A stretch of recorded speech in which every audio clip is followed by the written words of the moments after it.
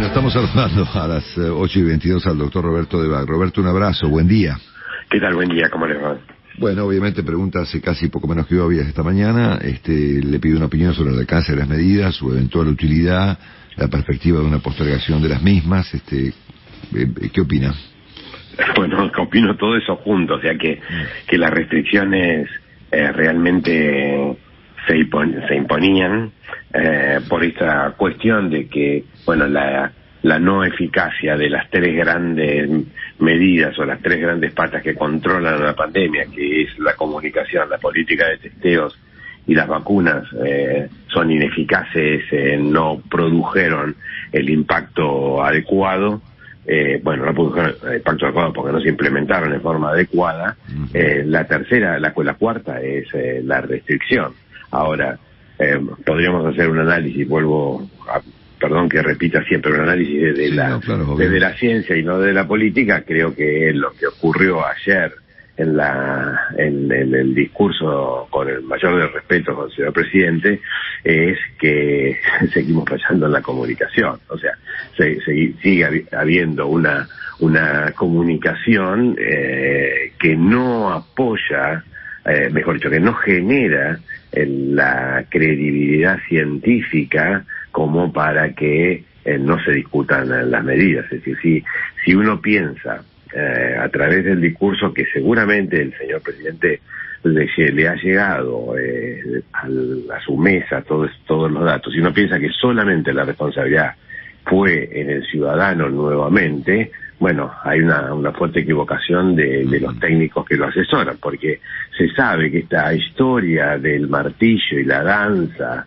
que se hablaba en el primer semestre del año pasado, esas medidas fueron analizadas internacionalmente y se vio que en ese momento, al conocimiento que existía y a la disponibilidad de herramientas que existían en el primer semestre, era lo que se imponía. Ahora, en este último semestre, lo que se impone es políticas de rastreo, aislamiento, políticas de rastreo, localización de personas y aislamiento, comunicación con un fuerte impacto de credibilidad, y la política y el acceso a las vacunas. O sea, no es...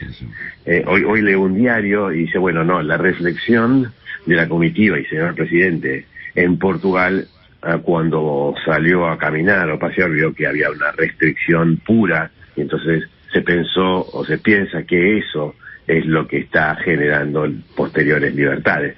Y la verdad que si uno quiere comparar Portugal con Argentina, Portugal tiene 50 vacunados por cada 100 personas, y en la Argentina tenemos, con primera dosis 20 vacunados cada 100 personas. Esto lo que muestra es que las herramientas que había en una restricción en el primer semestre de la pandemia tienen que estar acompañadas, porque si no, a la segunda pregunta que me hizo usted, Marcelo, si no, a los 9 días o a los 11 días no va a ocurrir que se va a producir una reapertura. Porque también desde la ciencia sabemos que lo que ocurrió en los últimos 3 días, o los 4 días, perdone que voy a ser duro y perdone la audiencia con estas cifras que voy a ser duro de contarles, y que las sabemos todos, pero a lo mejor no las miramos de esta manera. En 4 días, o en los últimos 4 días, hubo alrededor de 100.000 personas que tienen una PCR positiva.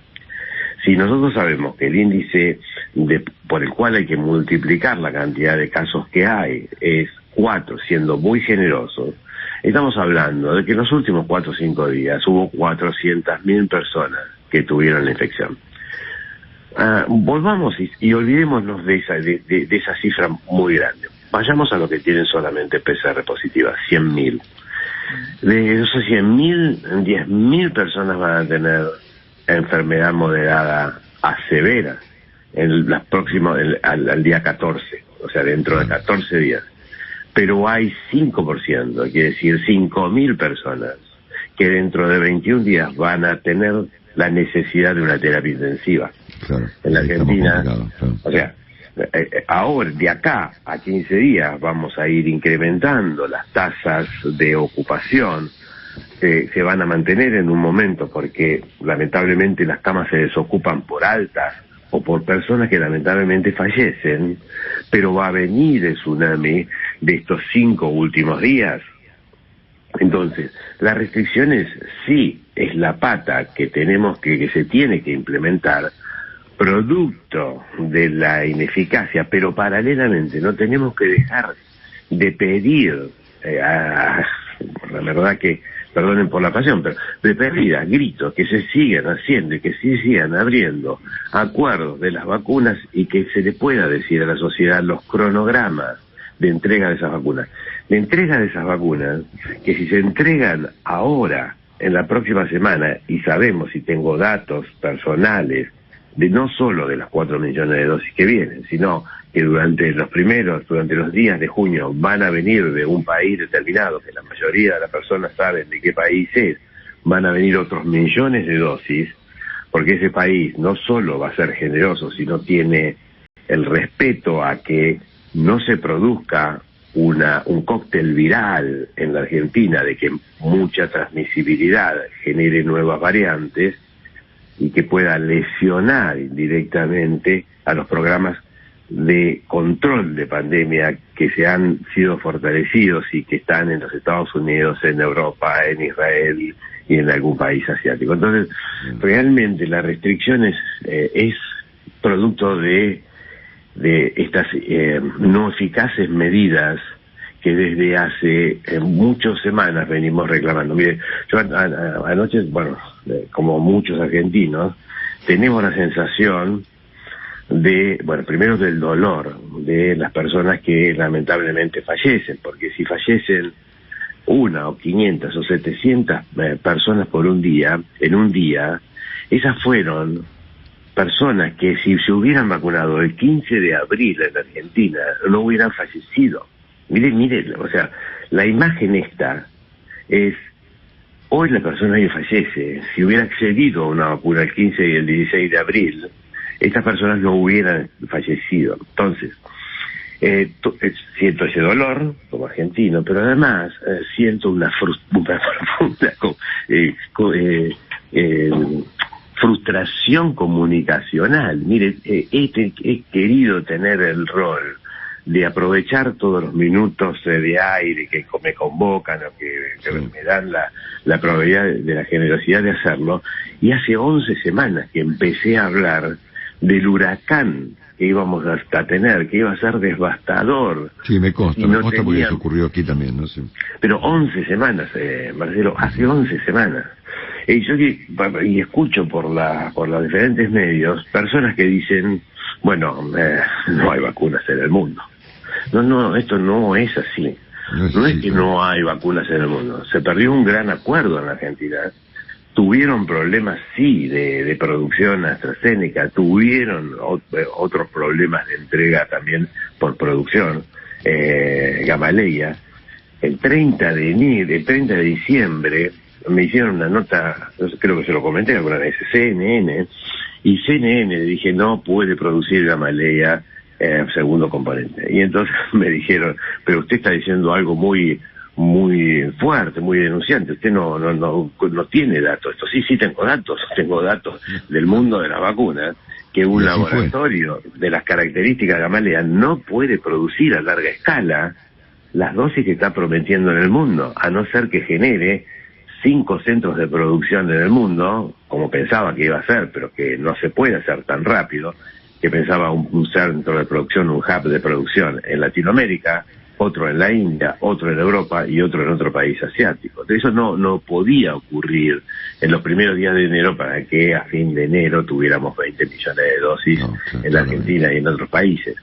O sea, la verdad que siento el dolor, la frustración, y sé que dentro de 11 días va a tener el impacto de estos últimos 5 días y las cifras van a ser igual, ojalá que me equivoque, o pueden ser cifras que sean iguales o peores.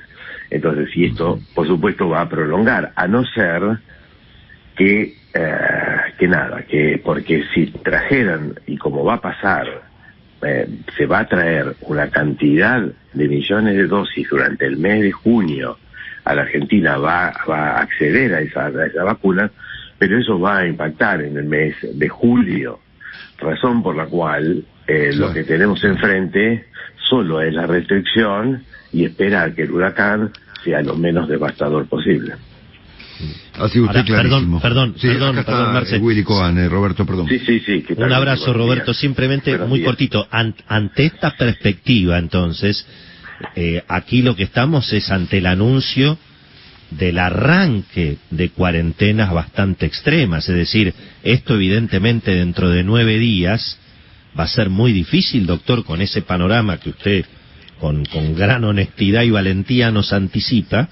Va a ser difícil que se pueda levantar esta cuarentena. Sí, creo que sí.